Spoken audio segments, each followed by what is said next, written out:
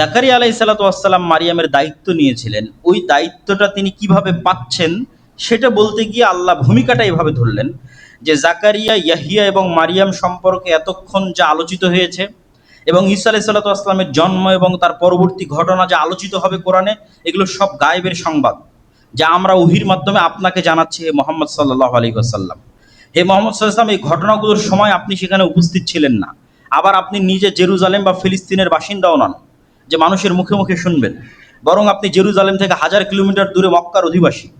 আর আপনি পড়ালেখাও জানেন না যে কোনো কিতাব অধ্যয়ন করে মানুষের সামনে এগুলো বলবেন।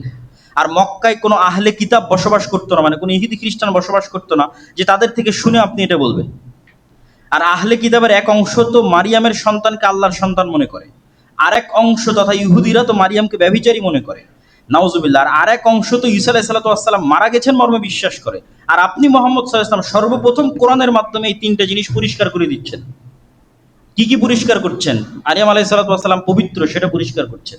আর কি পরিষ্কার করছেন? ঈসা আল্লাহর সন্তান নয়, এটা পরিষ্কার করছেন। আর কি পরিষ্কার করছেন? ঈসা মারা যায়নি, সেটা পরিষ্কার করছেন। কেউ জানতো না পৃথিবীতে।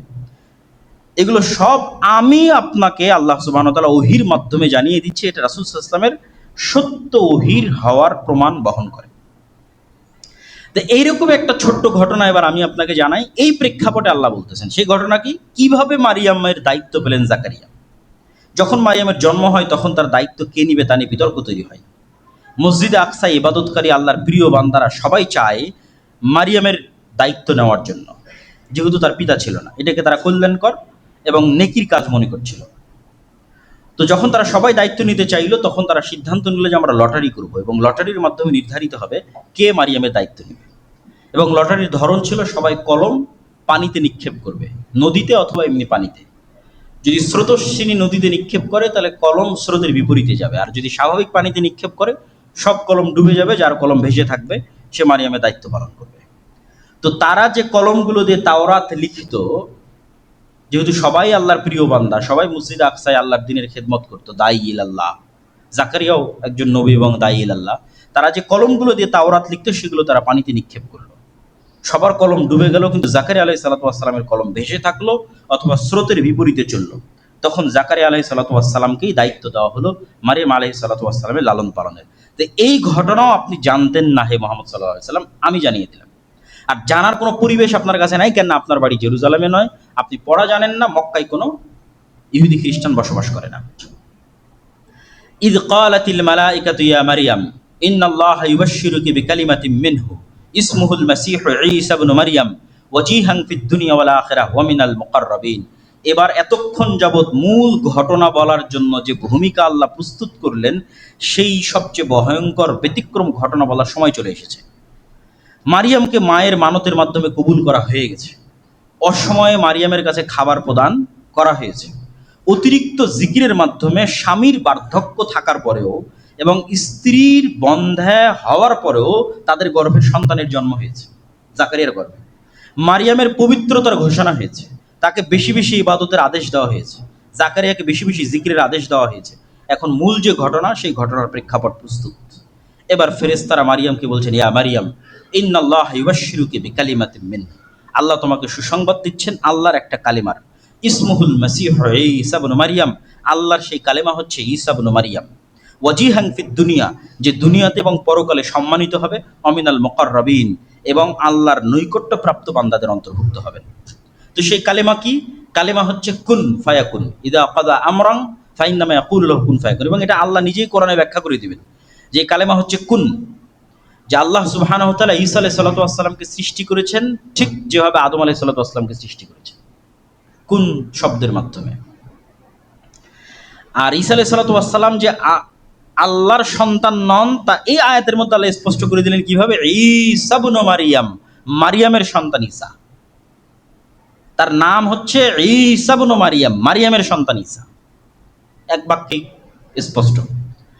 তার আরেকটা নাম কি? আল মাসীহ, তাকে উপাধি দেওয়া হলো মাসীহ। এই মাসীহ উপাধির ঈসা শব্দের অর্থ নেতা হওয়া। এটা হিব্রু ইয়াসুর থেকে আরবিতে ঈসায় পরিণত করা হয়েছে। আর মাসীহ শব্দের অর্থ নিয়ে মুফাসসিরিন কিরামের মধ্যে অনেক ব্যাখ্যা আছে। কেউ বলেছে যে আল্লাহ তাকে যেই মুজিজাগুলো দিয়েছিলেন, যেটা আল্লাহ নিজেই সামনে বলবেন, এগুলো গায়ে হাত লাগানোর মাধ্যমে করতে হতো। প্রত্যেকটা মুজিজার বহিঃপ্রকাশ হাতের স্পর্শের মাধ্যমে হতো। তো হাতের স্পর্শের মাধ্যমে যেহেতু হতো, তো এটার থেকে মাসাহা ইয়ামসাহু স্পর্শ করা, স্পর্শকারী অথবা স্পর্শকৃত, অথবা মুছে দেওয়া, সেক্ষেত্রে পৃথিবী থেকে সকল বাতিলকে মুছে দেওয়া অর্থ ব্যবহৃত ধরেছে অনেকেই, যেটা কিয়ামতের পূর্ব মুহূর্তে তিনি করবেন।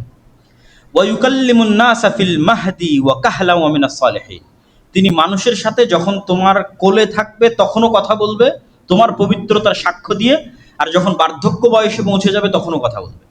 তো বার্ধক্য বয়সে পৌঁছার আগেই তো তিনি পৃথিবী থেকে বিদায় নিয়েছেন, এটা যখন তিনি দ্বিতীয়বার ফেরত আসবেন তখন কথা বলবেন। অমিনাস সালিহিন, আর সে তার পূর্বে চলে যাওয়া ইব্রাহিম, ইসহাক, ইসমাইল, মুসা, দাউদ, সুলাইমানের মতো আল্লাহর নেককার বান্দাদের অন্তর্ভুক্ত হবে। সুসংবাদ যত বড়ই হোক, এই সুসংবাদ দেওয়া হচ্ছে একজন কুমারী মেয়েকে। বাহ্যিক দৃষ্টিতে তার কাছে এটা মাথায় আকাশ ভেঙে পড়ার মতো। তাই এত বড় সুসংবাদ পেয়েও, অনেক বড় সুসংবাদ, আল্লাহ অনেক কিছু বললেন, তোমাকে একজন সন্তান দিচ্ছি, ঈসা আছে, এই অনেক কিছু হবে, কিন্তু বলা তো হচ্ছে একজন কুমারী মেয়েকে। তো এটা সুসংবাদের চেয়ে তার মাথায় তো আকাশ ভেঙে পড়ার মতো। তখন তিনি বিস্ময়ের সাথে বললেন, ক্বালাত রাব্বি আন্না ইয়াকুনু লি ওয়ালাদ, হে আল্লাহ, কিভাবে আমার সন্তান হতে পারে, ওয়ালাম ইয়ামসাসনি বাশার, আমাকে এখন পর্যন্ত কোনো পুরুষ স্পর্শ করেনি। ক্বালা কাযালিকা আল্লাহু ইয়াখলুকু মা ইয়াশা, আল্লাহ এভাবেই যা ইচ্ছা তাই সৃষ্টি করতে পারেন।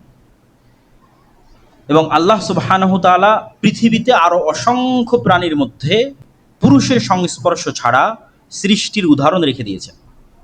যেমন বর্তমান বিজ্ঞান প্রমাণ করে যে সাপ, টিকটিকি, হাঙ্গর, মাছ এবং বিভিন্ন পোকামাকড়ের অনেক প্রজাতি আছে, এবং উদ্ভিদ জগতেরও এমনও গাছপালা আছে যেগুলো পুরুষের সংস্পর্শ ছাড়াই, পরাগায়ন ছাড়াই নতুন গাছ, নতুন সাপ, নতুন টিকটিকি তাদের জন্ম হয়ে যেতে পারে। এই বিজ্ঞান দ্বারা প্রমাণিত। তো মহান আল্লাহ সুবহানাহু ওয়া তাআলা ইয়াহইয়া আলাইহিস সালামের জন্মের ঘটনায় যেই বাক্য ব্যবহার করেছেন, সেই বাক্যের থেকে একটু পরিবর্তন করে এখানে ব্যবহার করলেন। জাকারিয়া অভিযোগ করল, আল্লাহ কেমনে সন্তান হবে? আল্লাহ বললেন, আল্লাহ যা ইচ্ছা তাই করতে পারে। আর এখানে বললেন, আল্লাহ যা ইচ্ছা তাই সৃষ্টি করতে পারে। কেননা এই সৃষ্টিটা একদম নতুন সৃষ্টি। জাকারিয়ার ক্ষেত্রে তো আইন লঙ্ঘন করা হয়নি, স্বামী স্ত্রীর মাধ্যমেই সন্তানের জন্ম হয়েছে, যতই বার্ধক্য হোক। ফলত এটা সম্পূর্ণ নতুন সৃষ্টি নয়। আল্লাহ ওখানে বলে যে আমি যা ইচ্ছা তাই করতে পারি, এখানে বলে যে আমি সম্পূর্ণ নতুন সৃষ্টি, যেমন আদমকে নতুন সৃষ্টি করেছি, সম্পূর্ণ কুন কালেমার মাধ্যমে, হও এই কালেমার মাধ্যমে। ইদা কদা আমরান ফাইন্নামা ইয়াকুলু লাহু কুন ফায়াকুন। এবার আল্লাহ নিজেই বলে দিচ্ছেন ওই কালেমাটা কি। আল্লাহ যখনই কোনো কিছু করার, সৃষ্টি করার ইচ্ছা পোষণ করেন, তখন দুনিয়ার যে নিয়ম, এই নিয়মগুলো আল্লাহর নির্ধারিত নিয়ম, আল্লাহ এই নিয়মগুলো সৃষ্টি করেছে। তো এই নিয়মের বাইরে গিয়ে তো আল্লাহ এগুলোকে প্রথম সৃষ্টি করেছে। এখন নয় আমি বীজ প্রথম বপন করতে, তাই বীজ হচ্ছে।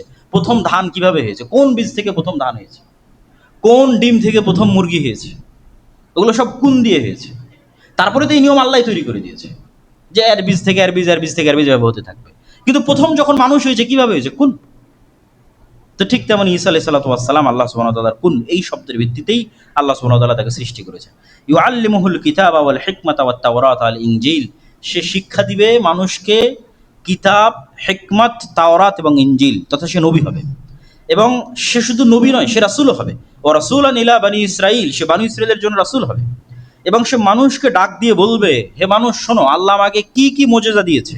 ইন্নী আখলুকু লাকুম মিনাত তিনি কাহাইয়াতিত তয়রি, সে একটা মাটির খণ্ড নেবে। এগুলো সব সুসংবাদ ঈসা আলাইহিস সালামের জন্মের আগেই মারিয়ামকে বলা হচ্ছে যে ঈসা এগুলো এগুলো করবে। সে মানুষকে ডাক দিয়ে বলবে যে এই যে আমি মাটির স্তর হাতে নিলাম এবং এখানে আমি ফু দিব, এই মাটি এখান থেকে পাখি হয়ে আকাশে উড়ে যাবে। ওয়াউবরিউল আকমাহা ওয়াল আবরাস, যে জন্মগত অন্ধ তার চোখে আমি এভাবে বিসমিল্লাহ বলে হাত দিব, বিইজনিল্লাহ, আল্লাহর অনুমতিতে ওর অন্ধত্ব ভালো হয়ে যাবে। যে কুষ্ঠরোগে আক্রান্ত, আমি তার শরীরে হাত দিব বিসমিল্লাহ বলে, ভালো হয়ে যাবে। ওয়াউহিল মাউতা বিইজনিল্লাহ, সবচেয়ে আশ্চর্য হচ্ছে আমি একদম মৃত মানুষকেও জীবিত করতে পারবো, ঈসা আলাইহিস সালাম বলবেন, এবং তিনি বাস্তবে করেছেন।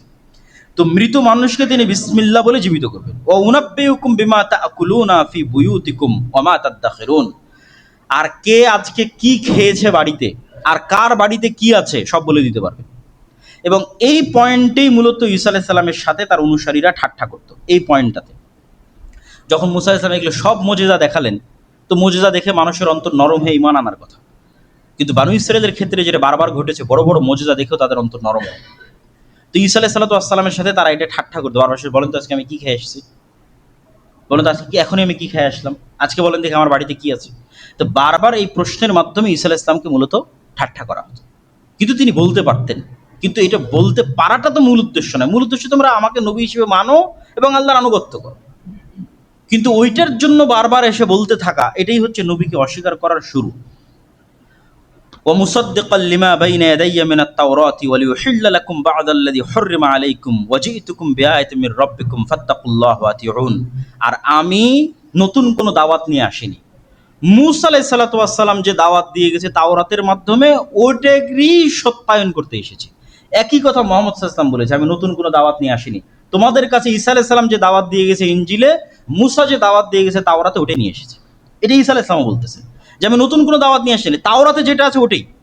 ওয়ালিউহিল্লা লাকুম বা'দাল্লাযী হুররিমা আলাইকুম, তবে তোমাদের আমলের কারণে আল্লাহ কিছু কিছু জিনিস তোমাদের উপর হারাম করে দিয়েছিলেন। ওই জিনিসগুলো আসলে হারাম হওয়ার যোগ্য নয় বা আল্লাহর বিধানে হারাম নয়, কিন্তু তোমাদের কারণে স্পেশালি হারাম করা হয়েছে। ওগুলো আমি কিছু কিছু তোমাদের জন্য হালাল করে দেব। যেমন উটের গোস্ত, চর্বি, এগুলো বানু ইসরায়েলের জন্য শাস্তি স্বরূপ হারাম ছিল।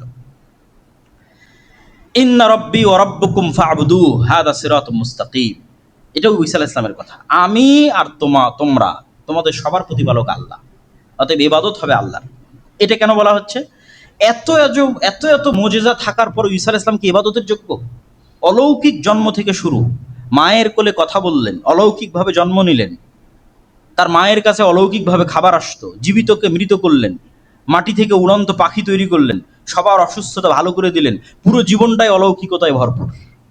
আবার জীবিত অবস্থা আকাশে উঠে যাবেন। তাই এত অলৌকিকত্বের পরেও কি তিনি ইবাদতের যোগ্য? তখন উনি নিজেই বলছেন, ইন্নাল্লাহ রাব্বি ওয়া রাব্বুকুম, নিশ্চয় আল্লাহ আমার রব এবং তোমাদের রব, আমি আল্লাহরই বান্দা। অতএব তোমরা আমার নয়, আল্লাহরই ইবাদত করো। হাযা সিরাতুম মুস্তাকিম, আর এটাই হচ্ছে অতীত থেকে যুগ যুগ থেকে চলে আসা নবীদের দাওয়াত। একটা কথাই, রব্বি ওয়া রাব্বুকুম ফা'বুদুল্লাহ, সেটা তোমরা আল্লাহর ইবাদত করো। ফালাম্মা আহাসসা ঈসা মিনহুমুল কুফরা ক্বালা মান আনসারি ইলাল্লাহ, এই যে বললাম যে তিনি এতগুলো মুজিজা দেখালেন, তো এই মুজিজা অন্যগুলো তো মোটামুটি মানুষের কাজে লাগে, কিন্তু ওই যে একটা মুজিজা যেটা মানুষ অপব্যবহার করা শুরু করলো, বলেন দেখি এখন কি খেয়ে আসলাম, বলেন দেখি আজকে আমার বাড়িতে কি আছে, এই আচরণে ঈসা ইসলাম কষ্ট পেলেন এবং তিনি বুঝতে পারলেন যে মানুষ তার উপর ঈমান আনবে না, বরং কুফরি করবে, তাকে অস্বীকার করবে। তখন তিনি বললেন, একে তো মানুষ তার মাকে অপবাদ দিচ্ছে, ওই একটা অপবাদের বোঝা তো তার ব্রেনে মেন্টালি প্রেশার হিসেবে আছেই, বাকি এত মুজিজা দেখার পরও মানুষ তার উপর ঈমান আনতেছে না। মান আনসারি ইলাল্লাহ, হে আমার জাতি, বলো তোমাদের মধ্যে কে খালেসভাবে আমার সহযোগিতা করবে আল্লাহর সন্তুষ্টির জন্য। আনসারুল্লাহ, আল্লাহর সহযোগী হবে, আল্লাহর সন্তুষ্টির জন্য আমাকে সহযোগিতা করবে কে? ক্বাল আল হাওয়ারিয়ুনা, হাওয়ারিরা বলল, যারা সাদা রঙের অধিকারী। তো শাব্দিক অর্থ হচ্ছে সাদা রঙের অধিকারী। কি সাদা রং? মুফাসসিরিন ইকরাম লিখেছেন তারা সাদা জামা পরতো এই কারণে, কেউ লিখেছেন তারা ধোপা ছিল, কাপড়কে ময়লা থেকে সাদা করতো এই কারণে, কেউ লিখেছেন তাদের অন্তর সাদা ধবধবে ছিল, পরিষ্কার, নিষ্কলুষ হৃদয়, পবিত্র হৃদয়। তো 12 জন হাওয়ারি বলল, নাহনু আনসারুল্লাহ, আমরা আল্লাহর সন্তুষ্টির জন্য আপনার এই দিনের দাওয়াত কবুল করলাম, আপনার উপর ঈমান আনলাম। ওয়াশহাদ বিআন্না মুসলিমুন, যদিও প্রথম ঈমান এনেছে জাকারিয়া আলাইহিস সালাতু ওয়াস সালাম, প্রথম ঈমান এনেছে ইয়াহইয়া আলাইহিস সালাতু ওয়াস সালাম, এবং ইয়াহইয়া এবং ঈসা আলাইহিস সালাতু ওয়াস সালাম তারা একই সাথেই তৎকালীন পৃথিবীতে দাওয়াতি কাজ করতেন, 2-3-4 বছরের ছোট বড়। ইয়াহইয়া আলাইহিস সালাতু ওয়াস সালাম 3-4 বছরের বড়, আর ঈসা আলাইহিস সালাতু ওয়াস সালাম 3-4 বছরের ছোট। ওয়ামাকারু ওয়ামাকারাল্লাহ ওয়াল্লাহু খায়রুল মাকিরিন, ইহুদিরাও ষড়যন্ত্র করলো আর আল্লাহও তাদের বিরুদ্ধে পাল্টা ষড়যন্ত্র করলেন। আর আল্লাহ যদি পাল্টা ষড়যন্ত্র করেন সেটাকে আর কেউ বাধা দিতে পারে না। তো কি হলো? এই আয়াতের ব্যাখ্যা কি, এই ধারাবাহিকতায় আয়াত কেন আসলো? তো ঈসা আলাইহিস সালাতু ওয়াস সালাম এবং হাওয়ারিরা মিলে এবং ইয়াহইয়া আলাইহিস সালাতু ওয়াস সালাম মিলে জেরুজালেম, ফিলিস্তিন এবং সিরিয়ার মাটিতে যে তাওহীদের দাওয়াত দেওয়া শুরু করলেন, আর উনি যে সবসময় মুজিজাগুলো দেখাতেন, ধীরে ধীরে এই 12 জন দিয়ে শুরু, ইয়াহইয়া দিয়ে শুরু, ধীরে ধীরে তার অনুসারীর সংখ্যা বাড়তেই লাগলো। এবং যখন তার অনুসারীর সংখ্যা বাড়তে লাগলো, তখন ভণ্ড ইহুদি ধর্মীয় নেতা যারা ছিল তাদের মুখোশ উন্মোচিত হতে লাগলো। হিংসার বশবর্তী হয়ে ইহুদিরা তো আগে থেকে তার মায়ের নামে মিথ্যা অপবাদ রটাতো, তারা তার সাথেও শত্রুতার সর্বোচ্চ শিখরে পৌঁছে গেল। এবং কোনো কিছুতেই যখন ঈসা আলাইহিস সালামের দাওয়াত থামানো সম্ভব হচ্ছিল না, তখন রোমান শাসকের সহযোগিতা নিয়ে ঈসা আলাইহিস সালামকে এবং ইয়াহইয়া আলাইহিস সালামকে, দুইজনকে হত্যার ষড়যন্ত্র করা হলো। এবং ইতিহাস বলে যে 3 জনকেই, মানে ইহুদি খ্রিস্টানদের দাবি অনুযায়ী 3 জনকে হত্যা করা হয়েছে। জাকারিয়াকেও হত্যা করা হয়েছে, ইয়াহইয়াকেও হত্যা করা হয়েছে, ঈসা আলাইহিস সালামকে হত্যা করা হয়েছে। ইসলাম এসে বলল যে ঈসা আলাইহিস সালাম নিহত হননি। 500 বছর পরে এসে বলল ঈসা আলাইহিস সালামকে আল্লাহ উঠিয়ে নিয়েছে। কিন্তু জাকারিয়া এবং ইয়াহইয়া আলাইহিস সালামের বিষয় ইতিহাসে মোটামুটি প্রসিদ্ধ যে তাদেরকে ইহুদিরা সাকসেসফুলি হত্যা করেছে, এবং দুইজনেরই হত্যার জন্য ভিন্ন ভিন্ন ঘটনা প্রচলিত আছে। সত্য মিথ্যা আল্লাহ ভালো জানে। জাকারিয়া আলাইহিস সালামের জন্য প্রচলিত আছে তিনি একটা গাছের মধ্যে আশ্রয় নিয়েছিলেন, পুরো গাছ করার দিয়ে কেটে ফেলা হয়েছিল এবং তিনিও সেখানে নিহত হয়েছিলেন। আর ইয়াহইয়া আলাইহিস সালামের ক্ষেত্রে প্রসিদ্ধ আছে যে তৎকালীন বাদশাহ এক অবৈধ সম্পর্কে লিপ্ত ছিল, যেটা তাওরাত অনুযায়ী, ইনজিল অনুযায়ী হারাম। তো বাদশাহ চাচ্ছিল যে তার এই কাজকে ধর্মীয় নেতারা বৈধতা দিক। তো ধর্মীয় নেতাদের মধ্যে ইয়াহইয়া আলাইহিস সালাতু ওয়াস সালাম এই কাজের বৈধতা না দিয়ে সেটাকে ওপেন হারাম ঘোষণা করলেন, এবং ইয়াহইয়া আলাইহিস সালামের এই হারাম ঘোষণার কারণে তার ভিতরে এবং তার যেই মেয়ের সাথে তার অবৈধ সম্পর্ক ছিল তাদের ভিতরে একটা ক্ষোভ বিরাজ করলো যে যে আমাদের বিরুদ্ধে এই ফতোয়া দিচ্ছে এর প্রতিশোধ আমরা নিবই। তো ফলো ওই মেয়ে বাদশার কাছে চাইলো যে তুমি যদি আমাকে সন্তুষ্ট করতে চাও তাহলে ইয়াহিয়ার মাথা চাই, কাটা মাথা। তখন বাদশাহ তার সেই প্রেমিকাকে সন্তুষ্ট করার জন্য ইয়াহিয়া আলাইহিস সালাতু ওয়াস সালামের কর্তনকৃত মাথা সেখানে উপস্থিত করেছিল, তথা ইয়াহিয়া আলাইহিস সালামকে হত্যা করেছিল। তো তাদের ষড়যন্ত্র কোথায় গিয়ে সফল হয়নি? ঈসা আলাইহিস সালাতু ওয়াস সালামের ক্ষেত্রে গিয়ে সফল হয়নি, যেটা আল্লাহ বলছেন যে তারা ঈসা আলাইহিস সালাতু ওয়াস সালামকে হত্যার ষড়যন্ত্র করলো। কিন্তু আল্লাহ সুবহানাহু ওয়া তাআলা কি করলেন? আল্লাহ পরের আয়াতে বলছেন ইয ক্বালা আল্লাহু ইয়া ঈসা ইন্নী মুতাওয়াফফিকা ওয়া রাফিউকা ইলাইয়া ওয়া মুতাহহিরুকা মিনাল্লাযীনা কাফারু। ঈসা, আমি তোমাকে ঘুমের মধ্যে ঘুমন্ত অবস্থায় আসমানে উঠিয়ে নেব, রাফিউকা ইলাইয়া, আমার কাছে উঠিয়ে নেব, ওয়া মুতাহহিরুকা, আর তোমাকে আমি পবিত্র করব যা যা অপবাদ তোমার মায়ের নামে দেওয়া হয়েছে আর মানুষ তোমাকে যা অপবাদ দিয়েছে এগুলো সবকিছু থেকে তোমাকে পবিত্র করে দেব।